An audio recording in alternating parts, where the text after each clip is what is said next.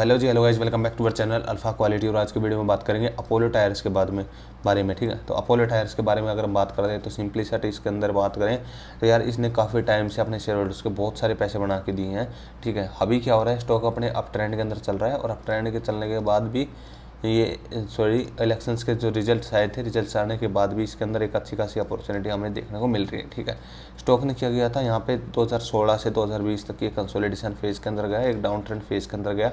I don't know the reason, लेकिन इसके अंदर लोअर लो बनाया था। इसने बाद 2020 के अंदर जो कोविड फॉल थी वहाँ से रिवर्सल देना स्टार्ट किया, फिर एक साइडवेज मूव में गया 2021 से 22 के, फिर उसने एक लेवल का ब्रेकआउट किया और यहाँ से फिर हमारा स्ट्रॉन्गली अप ट्रेंड के अंदर है। ठीक है, तो स्ट्रॉन्ग अच्छा खासा इसके अंदर रिवर्सल शो हुआ है लास्ट के कुछ सालों के अंदर, और मेरे को लगता है कि इस जो ट्रेंड होगा ये कंटिन्यू भी कर सकता है आने वाले टाइम में। ठीक है, कैसे कर सकता है, क्योंकि ये सिंपली ही अपने हायर हाई की फॉर्मेशन बढ़ाया जा रहा है। और अभी क्या हो रहा है, अगर हम करंटली अभी की बात करें तो सिंपली अगर हम डेली टाइम फ्रेम पे आते हैं तो डेली टाइम फ्रेम के ऊपर क्या हो रहा है, जो हमारी जो ब्लैक लाइन है ये हमारी 50 मूविंग एवरेज की है, 50 सिंपल मूविंग एवरेज की।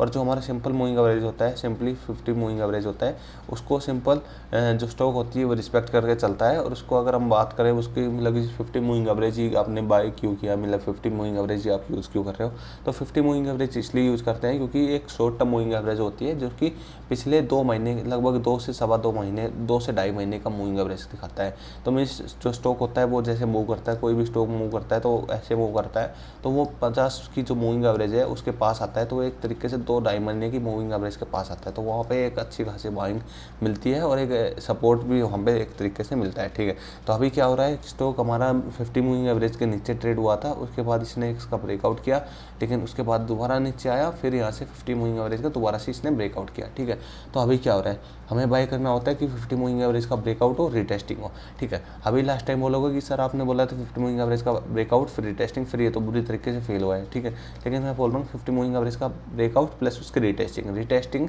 जो है, इसके अंदर रिटेस्टिंग कहाँ हुई है, रिटेस्टिंग जो रेड जो कैंडल है इसकी जो क्लोजिंग है ये हमारी जो 50 मूविंग एवरेज की जो ब्लैक लाइन है उससे नीचे है।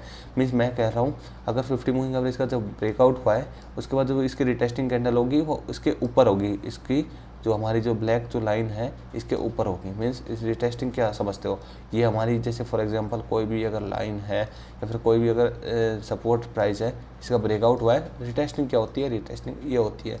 ठीक है, ये रिटेस्टिंग हुई फिर वो ऊपर चला गया, ये बोल रहा हूँ मैं। ठीक है, ये इसका मतलब ये नहीं कि इसका ब्रेकआउट हुआ रिटेस्टिंग ही होगी, रिटेस्टिंग ये नहीं, ये रिटेस्टिंग फेल हो जाती है। ठीक है, तो अभी क्या हो रहा है, स्टॉक के अंदर ब्रेकआउट हुआ है प्लस इसकी रिटेस्टिंग की वेट करते हैं। इसकी रिटेस्टिंग जैसे फॉर एग्जांपल बनती है यहाँ पे, उसके हाई के ऊपर हमने बाय करना होगा और उसके बाद का जो हमारा पहला टारगेट होगा वो इसका स्विंग हाई होगा, जो कि कम से कम यहाँ से निकल के आ रहा है लगभग 10 से 12% से 15%, लगभग 560 तक के लेवल्स इसके अंदर देखने को मिले हैं।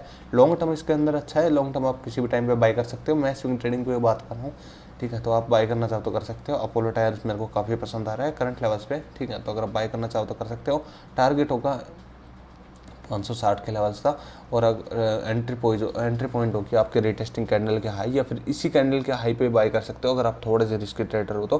ठीक है, स्टॉप लॉस क्या होगी, स्टॉप लॉस के बारे में बात करते हैं तो सिंपली बड़ी कैंडल का लो आपका स्टॉप लॉस होगा, जो कि बहुत ही छोटा स्टॉप लॉस होने वाला है, लगभग 3.5% का स्टॉप लॉस होगा। और पहला टारगेट आपका सिंपल 518 के लेवल का होगा। वो तो स्विंग हाई मैंने इसलिए बताया है क्योंकि वहाँ पर टारगेट निकल के आ सकते हैं आने वाले टाइम में। ठीक है, तो अगर आप बाय करना चाहो तो कर सकते हो। मिलते किसी नए वीडियो में नए टॉपिक के साथ, तब तक ले जाएं।